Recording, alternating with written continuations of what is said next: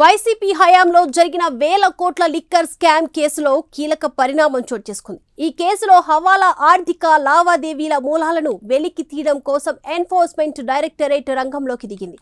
33 మందిని నిందితులుగా చేరుస్తూ హైదరాబాద్లో కేసు నమోదు చేసింది.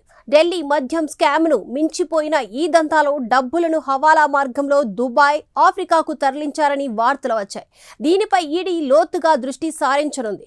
దీంతో లిక్కర్ స్కామ్ పాత్రదారులు, సూత్రధారులు అందరినీ ఉచ్చు బిగిసినట్లేనని కూడా భావిస్తున్నారు. ఈ పరిణామాలు వైసీపీని సైతం రాజకీయంగా వణికిస్తున్నాయి. స్కామ్ వివరాలు ఇవ్వాలంటూ కూడా ఈ నెల 6న విజయవాడ పోలీస్ కమిషనర్కు అధికారులు లేఖ రాయడంతో ఈడీ దర్యాప్తును వేగవంతం చేసింది.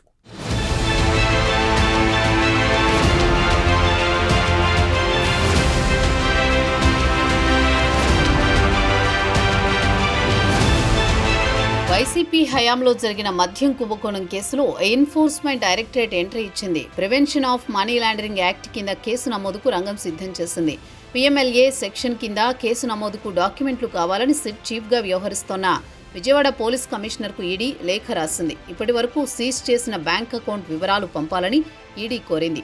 ఈ స్కామ్కు సమాచారాన్ని సేకరించిన సిట్ కేసులో ప్రధాన నిందితుడిగా ఉన్న కేసిరెడ్డి రాజశేఖర్ రెడ్డితో పాటు ఆయన పిఏ పైలా దిలీప్ను అరెస్ట్ చేసింది. ఈ కేసుకు సంబంధించి పలువురిని నోటీసులు ఇచ్చిన సిట్ అధికారులు వారిని విచారించారు. లిక్కర్ స్కామ్ కేసులో నిందితులుగా ఉన్న ధనుంజయ రెడ్డి, కృష్ణమోహన్ రెడ్డి, గోవిందప్ప, బాలాజీ తమకు మధ్యంతర రక్షణ కల్పించాలని ఏపీ హైకోర్టు, సుప్రీంకోర్టులను కోరినా న్యాయస్థానాల్లో వారికి ఊరట లభించలేదు.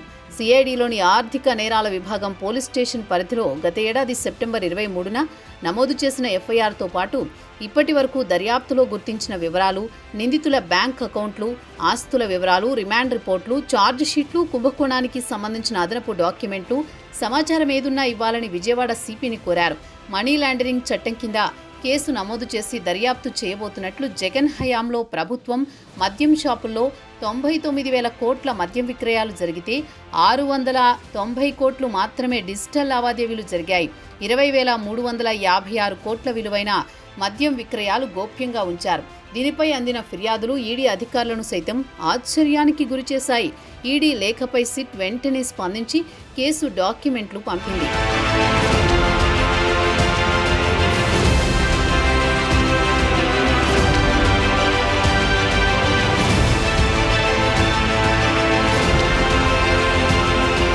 వైసీపీ పాలనలో ఒక్కో మద్యం కేసుకు సంబంధించి 150 నుంచి 450 రూపాయల వరకు లంచాలు తీసుకున్నారని, అలా చెల్లించిన కంపెనీలకే మద్యం సరఫరా ఆర్డర్లు కట్టబెట్టారని, నెలకు 60 కోట్ల చొప్పున మొత్తం 4 ఏళ్ల 2 నెలల్లో 3,000 కోట్ల రూపాయలు కొల్లగొట్టారనే ఫిర్యాదులున్నాయి. మద్యం సరఫరా చేయడానికి ఆర్డర్లు దక్కించుకున్న సంస్థల నుంచి లంచాల వసూల కోసం క్యాష్ హ్యాండర్లు, క్యాష్ కొరియర్లతో 7 అంచెల వ్యవస్థ నిర్వహణంతా కేసిరెడ్డి చూశారని సిట్ దర్యాప్తులో గుర్తించింది.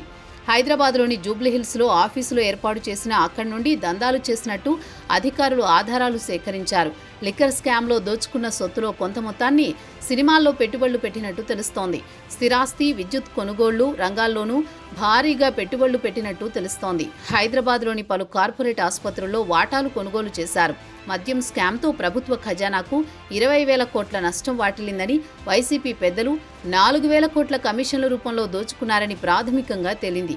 ఏ మద్యం కంపెనీ నుంచి ఎంత లిక్కర్ కొనుగోలు చేయాలి, ఏ రోజు ఏ బ్రాండ్లు ఎంత మేరకు విక్రయించాలి అనేది కేసిరెడ్డి నిర్ణయించారని సమాచారం. ఈ కుంభకోణం వివరాలు మిథున్ రెడ్డికి తెలుసని సిట్ ప్రాథమిక అంచనాకు వచ్చింది.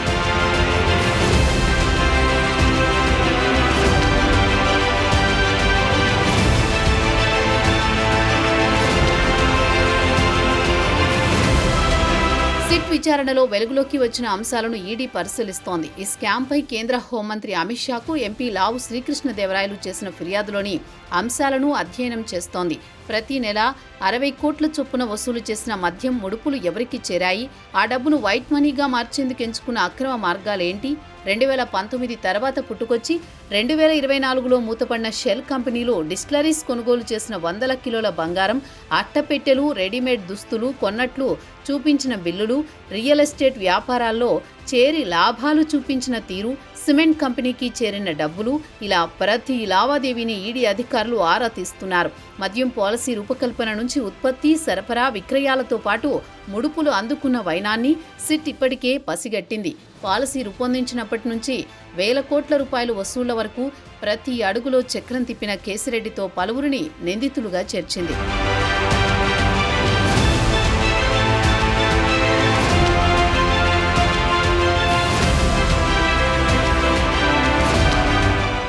ఇప్పటికే వైసీపీ ఎంపీ మిథున్ రెడ్డి, మాజీ ఎంపీ విజయసాయి రెడ్డి, ఏపీఎస్బీసీఎల్ మాజీ ఎండీ వాసుదేవరెడ్డి, ఓఎస్డీ సత్యప్రసాద్ తదితరులు వాంగ్మూలాలు కూడా నమోదు చేసిన సిట్ రాజ్ కసిరెడ్డి అనుచరులు ఇచ్చిన సమాచారంతో అంతిమ లబ్ధిదారుల నిర్ధారణకు వచ్చింది.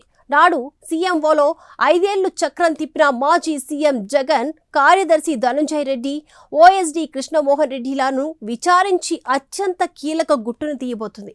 ఈ నేపథ్యంలో ఈడీ కూడా రంగంలోకి దిగడంతో సూత్రధారులు ఇక తప్పించుకోలేరని కూడా భావిస్తున్నారు. ఇది ఇవాల్టి burning issue. Keep watching prime 9.